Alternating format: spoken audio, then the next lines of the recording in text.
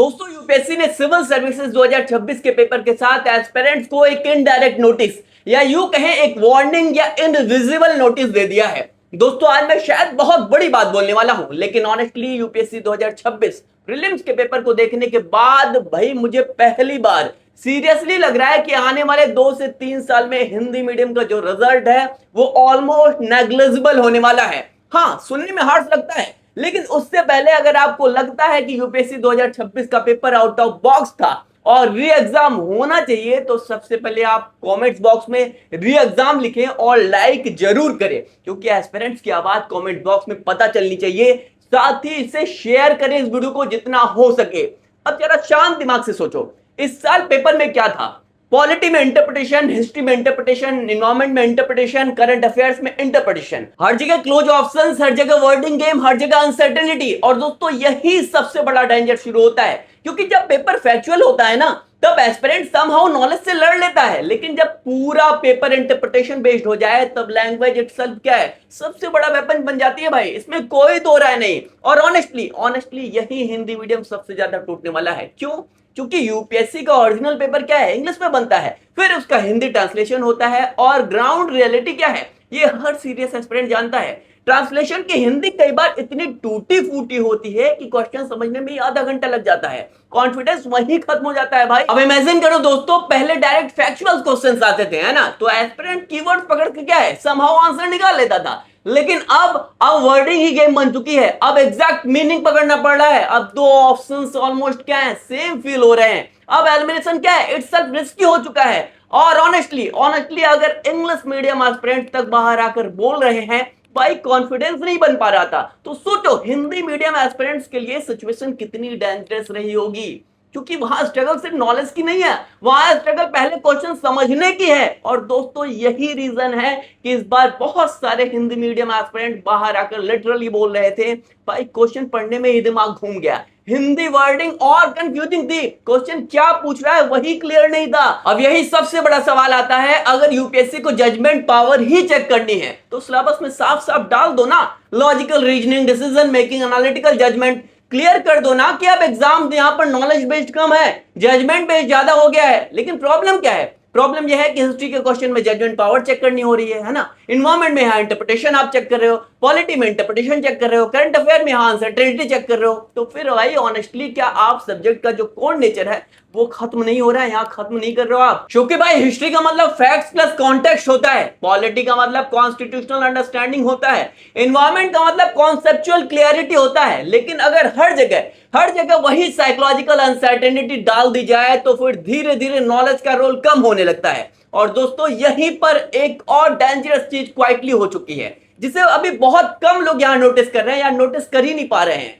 UPSC अब selected candidates का unlimited repetition वाला सिस्टम प्रैक्टिकली खत्म कर रहा है। मतलब अगर कोई कैंडिडेट सेलेक्ट हो गया, मान लो आईपीएस मिल गया उसे, आईपीएस बन गया, तो अब वो सालों साल रिपीट करके हर साल रिजल्ट लिस्ट में नहीं घूम पाएगा। और ऑनेस्टली यही पूरा गेम बदलने वाला है, क्योंकि ग्राउंड रियलिटी क्या थी, हिंदी मीडियम का विजिबल रिजल्ट पहले ही बहुत कम था भाई, बहुत ज्यादा कम था। हार्डली 20 से 25 सीरियस सिलेक्शंस होते थे, और उसमें भी बड़ा हिस्सा रिपीटेड्स का होता था, है ना, रिपीट करने वालों का होता था। वही कैंडिडेट अगले साल फिर अटेम्प्ट देते थे, फिर रैंक इंप्रूव करते थे, और कोचिंग इंस्टीट्यूट हर साल वही नेम सिलेक्शन काउंट में जोड़ देते थे। अब गलत मत समझना, उनकी हार्डवर्क है, उनका जो हार्डवर्क था वो रियल होता है, जो रिपीट भी करते हैं। लेकिन रियलिटी ये भी है कि फ्रेश हिंदी मीडियम सिलेक्शंस पहले से ही बहुत लिमिटेड थे। अब जब रिपीटेशन कम होगा तो कोचिंग इंस्टीट्यूट्स के इन्फ्लेटेड नंबर्स भी धीरे धीरे एक्सपोज होने लगेंगे, और शायद पहली बार एक्चुअल ग्राउंड रियलिटी सबके सामने दिखेगी। और ऑनेस्टली दोस्तों यही वजह है कि मुझे आने वाले 2 से 3 साल में हिंदी मीडियम को लेकर बहुत ही डेंजरस फेज दिख रहा है, डेंजरस लग रहा है। एक तरफ पेपर इंटरप्रिटेशन बेस्ड होता जा रहा है, दूसरी तरफ हिंदी मीडियम का जो ट्रांसलेशन वाला मैटर है वो वीक है, तीसरी तरफ रेपुटेशन खत्म हो रहा है, और चौथी तरफ कोचिंग इंडस्ट्री अभी भी वही सपना बेच रही है भाई, बस हमारी स्ट्रेटजी फॉलो करो सिलेक्शन हो जाएगा। लेकिन सवाल यह है कि किस ट्रेंड के हिसाब से स्ट्रेटजी, क्योंकि अब खुद यूपीएससी ट्रेंड फॉलो नहीं कर रहा है। हर साल नया एक्सपेरिमेंट, हर साल नया स्टॉक, हर साल नया पैटर्न।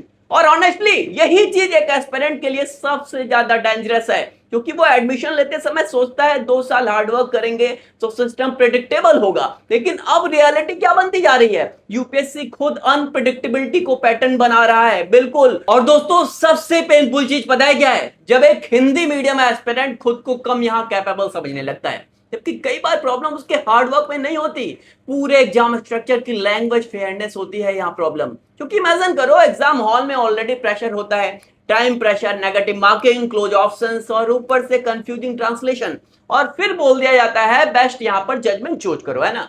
लेकिन भाई जजमेंट तब पॉसिबल है ना जब क्वेश्चन क्लियरली समझ आए। और ऑनेस्टली अगर यही ट्रेंड अगले 2 से 3 साल चलता रहा तो मुझे पर्सनली लगता है हिंदी बेल्ट का यूपीएससी जो रिप्रेजेंटेशन है वो बहुत तेजी से गिर सकता है। और ये सिर्फ लैंग्वेज इशू नहीं होगा, ये सोशल मोबिलिटी इशू होगा, क्योंकि हिंदी बेल्ट का बहुत बड़ा हिस्सा स्मॉल टाउन से आता है, मिडिल क्लास फैमिली से आता है, फर्स्ट जनरेशन लर्नर से आते हैं भाई। और अगर वही धीरे धीरे बाहर होने लगे तो यूपीएससी का सोशल डाइवर्सिटी बैलेंस भी अफेक्ट होगा। यूपीएससी टफ होना चाहिए, बहुत टफ होना चाहिए, लेकिन टफ एग्जाम और कंफ्यूजिंग एग्जाम दोनों अलग चीजें हैं। नॉलेज टेस्ट और लैंग्वेज ट्रैप अलग चीज है भाई, इसे समझना होगा यूपीएससी कमीशन को। बाकी ऑनेस्टली बताओ दोस्तों, क्या आपको भी लगता है यूपीएससी अब धीरे धीरे इंटरप्रिटेशन बेस्ड साइकोलॉजिकल गेम बनता जा रहा है? कैसा लगता है आपको? क्या हिंदी मीडियम एस्पिरेंट आने वाले समय में सबसे ज्यादा सफर करेंगे? कमेंट में जरूर बताना। और दोस्तों मैं यहाँ एक बहुत अनकंफर्टेबल बात बोलना चाहता हूँ, यूपीएससी प्रिपरेशन में अब यहाँ हार्ड वर्क काफी नहीं है। ये बात शायद धीरे धीरे गलत साबित हो रही है कि हार्ड वर्क से सब कुछ हो जाएगा। क्योंकि अगर एग्जाम का पैटर्न इतना अनप्रेडिक्टेबल हो जाए कि एस्पिरेंट को यह समझ ही ना आए कि प्रिपरेशन किस डायरेक्शन में करनी है, तो फिर प्रॉब्लम सिर्फ स्टूडेंट की नहीं रही भाई, प्रॉब्लम सिस्टम क्लियरिटी की भी बन जाती है, ये साफ है। और ऑनेस्टली यही वजह है कि आज इतने सारे सीरियस एस्पिरेंट्स मेंटली एग्जॉस्टेड दिख रहे हैं, क्योंकि वो सिर्फ एग्जाम से नहीं लड़ रहे हैं, वो अनसर्टेनिटी से लड़ रहे हैं। हर साल नया पैटर्न, हर साल नया शौक, हर साल नई स्ट्रेटजी। और फिर कोचिंग इंडस्ट्री बोलती है बस इस बार हमारा तरीका फॉलो कर लो। लेकिन भाई अगर खुद यूपीएससी ही हर साल अपना जो नेचर है, अपना जो ट्रेंड है वो बदल रहा है, इसे ट्रेंड कहना बेकार होगा, तो कोई भी इंस्टीट्यूट फुल गारंटी है कैसे बेच सकता है भाई। और शायद इसी वजह से एस्पिरेंट्स के अंदर फ्रस्ट्रेशन इतना ज्यादा है, क्योंकि उन्हें लग रहा है हम हार्डवर्क नॉलेज के लिए कर रहे थे, लेकिन एग्जाम धीरे धीरे साइकोलॉजिकल बनता जा रहा है ना, साइकोलॉजिकल गेम बनता जा रहा है। और ऑनेस्टली दोस्तों अगर यही ट्रेंड कंटिन्यू रहा यूपीएससी का, तो आने वाले टाइम में सबसे ज्यादा जो लॉस है, सबसे ज्यादा जो नुकसान है वो स्टूडेंट्स का होगा। ऐसे स्टूडेंट जो स्मॉल टाउन से आते हैं, ऐसे स्टूडेंट जो हिंदी मीडियम से आते हैं, जिनके पास लिमिटेड रिसोर्सेज होते हैं, क्योंकि भाई अनसर्टेनिटी हमेशा प्रिविलेज्ड बैकग्राउंड वालों को ज्यादा एडवांटेज देती है, इसमें कोई दो राय नहीं। बाकी आप ऑनेस्टली बताओ, क्या आपको भी लगता है कि यूपीएससी अब धीरे धीरे नॉलेज टेस्ट कम रहा है और अनसर्टेनिटी टेस्ट ज्यादा बनता जा रहा है? और क्या हिंदी मीडियम एस्पिरेंट आने वाले सालों में सबसे ज्यादा इंपैक्ट होने वाले हैं? क्या आपको भी लगता है? कमेंट में आप जरूर बताना। और अगर आपको लगता है कि इस मुद्दे पर सीरियस डिस्कशन होना चाहिए तो इस वीडियो को ज्यादा से ज्यादा शेयर करना, क्योंकि शायद ये आने वाले समय में जो यूपीएससी का जो सबसे बड़ा जो हिडन क्राइसिस है वो यही बनने वाला है भाई, यही टॉपिक बनने वाला है। क्योंकि हिंदी मीडियम, हिंदी बेल्ट पूरी तरीके से खत्म होने वाला है। रीजन एक एक करके मैंने यहां पर काउंट कराए हैं, और ये रीजन कहीं हवा में नहीं आ रहे हैं, क्योंकि ये रीजन साफ यहां पर कोई भी एस्पिरेंट देख सकता है, कोई भी यहां पर जो एजुकेटर है वो देख सकता है। ये साफ हिंदी मीडियम का फ्यूचर यही होने वाला है। अगर आपको अपना जो फ्यूचर है वो सेफ रखना है तो कमेंट सेक्शन में अपनी जो प्रतिक्रियाएं, अपना जो रिस्पॉन्स है वो जरूर लिखें, और वीडियो को ज्यादा से ज्यादा शेयर करते रहें।